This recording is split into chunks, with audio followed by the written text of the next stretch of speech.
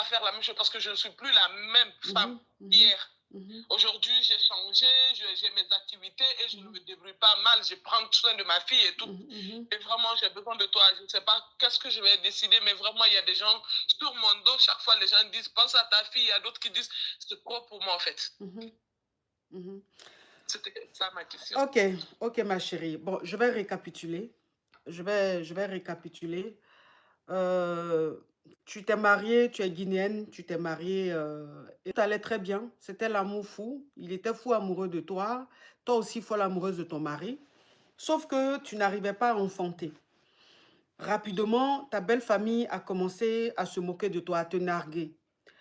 Parce que tu ne pouvais pas enfanter. Et ta belle-mère a fini par dire à ton mari qu'il ne pouvait pas rester comme ça, qu'elle avait envie de devenir mamie. Et donc, il fallait qu'il marie une autre femme.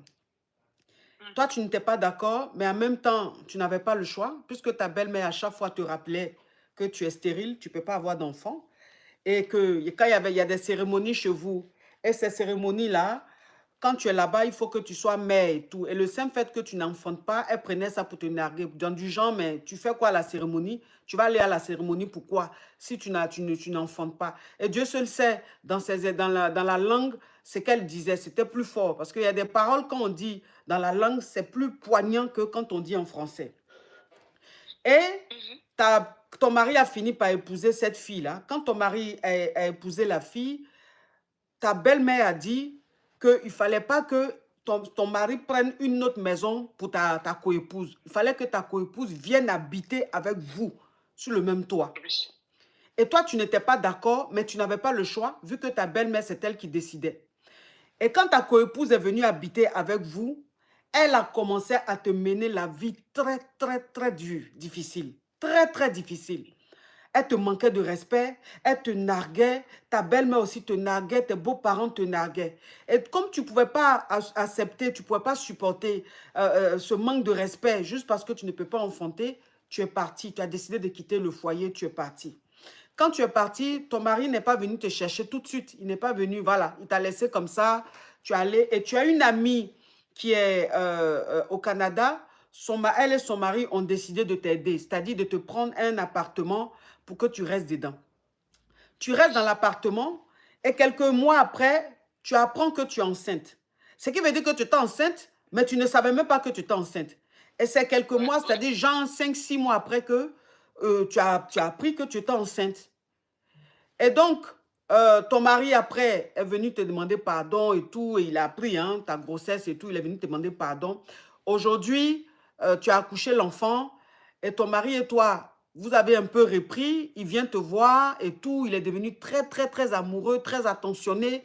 Ta coépouse, elle, a tellement mené la vie dure à ta belle-mère et à ton mari, que finalement, ils se sont séparés, c'est ça? Oui. Ok. Donc, finalement, ton mari a laissé ta coépouse parce qu'elle était très, très, très méchante. Elle ne respectait pas sa belle famille. Elle ne respectait pas sa belle-mère. Donc, il a fini par la laisser. Aujourd'hui, ta belle-mère, aujourd'hui, elle te demande pardon. Elle te dit qu'elle regrette tout ce qu'elle a pu te faire et que tu es une très bonne fille. Tu es la femme qu'il faut pour son fils. Elle veut que tu retournes dans ton foyer et tout ça. Oui. Toi maintenant, ton mari, tu l'aimes toujours. Et c'est quelqu'un de bien. Donc, tu as envie de retourner dans ton foyer. Mais en même temps, tu te dis, si tu retournes dans le foyer avec ton enfant, est-ce que tu ne vas pas subir ce que ta belle-mère t'a fait auparavant? Et tu n'arrives pas à oublier ça. Parce que c'était tellement choquant, c'était tellement fort ce qu'elle t'a fait, que tu te dis, si tu retournes, si elle te fait ça encore, cette fois-ci-là, peut-être que tu vas déjà. Non. Voilà. Donc, tu n'as pas envie de retourner dans ton foyer. Non. Pour protéger ton enfant. Mais d'une part, tu te dis, l'enfant a besoin de l'éducation de sa mère et de son père. Donc, tu as envie que ton enfant grandisse avec ses deux parents. Oui. Ok. Donc, ta question, c'est quoi, ma chérie? Ma question, c'est qu'est-ce que je dois faire si vous étiez à ma place? Ok. Alors, ta question, c'est qu'est-ce que tu dois faire? Tu sais, ma chérie, il y a des injustices qu'on vit dans la vie. Il y a des injustices qu'on vit dans la vie. Et Dieu nous élève. C'est-à-dire que ce que tu as vécu dans ce foyer-là, il a fallu que ta belle famille te rabaisse pour que Dieu t'élève. Il a fallu que ta belle-mère te rappelle à chaque fois que tu ne pouvais pas avoir d'enfant. Que dans ton ventre, là, c'est ciment qui est dedans. Parce qu'on sait un peu comment ils parlent en Afrique aux femmes qui n'arrivent pas à enfanter, malheureusement. Tu comprends? Il a fallu qu'il y ait tout ça pour que Dieu te dise, tiens un enfant, ma fille. Tu ne mérites pas ça, cette injustice. Tu ne mérites pas cet acharnement sur toi.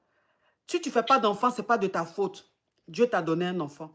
Et celle pour qui, celle qu'on prenait pour la sainte, celle qu'on prenait pour la meilleure, elle leur a montré son vrai visage. Et ils l'ont quitté. Donc je pense que avec l'enfant que tu as eu, et ton mari, tu lui as pardonné puisqu'il va te voir, vous voyez certainement vous graisser, mais c'est juste que tu n'es pas encore entré dans ton foyer. Je pense que Dieu a... Vous ne graissez pas. Vous ne graissez pas. Non, ouais, je ne vais pas donner l'occasion là. Voilà, mais il va te voir, mais pour le moment, tu ne veux pas graisser. Le choc est trop fort. Oui. Pour le moment, tu ne veux pas graisser. Oui. Pour l'enfant, surtout pour l'enfant. Je pense que Dieu a déjà fait ton palabre. Dieu a déjà fait ton palabre et c'était ton destin. Tu devais passer par là pour avoir un enfant. Tu comprends?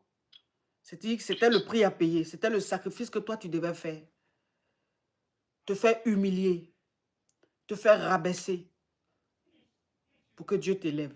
Donc, si ton mari, aujourd'hui, reconnaît qu'il t'a fait du tort, si ta belle-mère elle-même vient devant toi te demander pardon, si elle-même reconnaît que c'est toi la bonne femme, je pense que tout est déjà fait. Eux-mêmes, ils ont reconnu. Ils sont venus demander pardon.